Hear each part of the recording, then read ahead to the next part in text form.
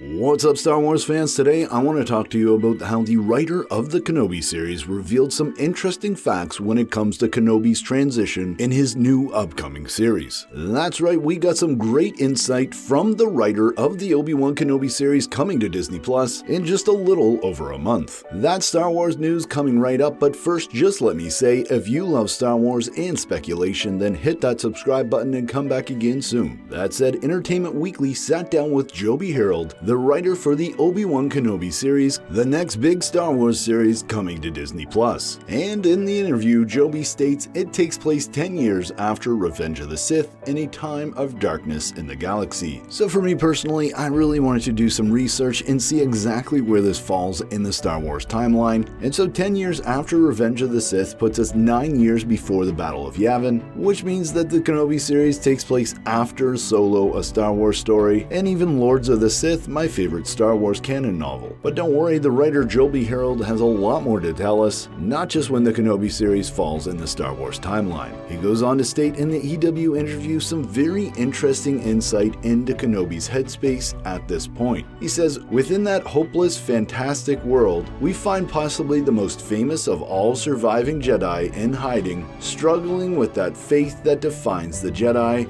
and wanting to hold on to it and hoping to regain that faith within that sort of hopeless world. And truly what has gotten me even more excited about this series than say the trailer is when Harold talks about this transition that Obi-Wan goes through, bridging the prequel Obi-Wan Kenobi to the Alec Guinness Obi-Wan Kenobi that we see in Star Wars Rebels as well as A New Hope. The version of Obi-Wan Kenobi that has ascended above his past and has come to peace with it. Harold describes this process in the interview stating he goes on a journey that allows him to travel from that character that we saw in the last of the prequels, where McGregor really felt like he was embodying Obi-Wan Kenobi to a pretty extraordinary degree, and ends with him at the more finished article that Sir Alec Guinness gave to the world in A New Hope. He goes on to state, part of the journey of what he goes through is reconciling that past and coming to understand it and coming to understand his place in it. And that journey and the places he has to go emotionally as well as physically, and some of those battles he has to fight are very much to do with facing his past and understanding who he was, his part in his own history, and in the history of others. So I don't know about you guys, but I am just so pumped to get to see Obi-Wan go through this transition and in this trial of fire rise above his past. Just listening to Harold talk about this series just makes me think that it's going to be one of the most inspirational stories that we've gotten from Star Wars. But hey, Star Wars fans, let me know your speculation in the comments below. What do you think this means for the Kenobi series? As always, I'm Mike, and remember,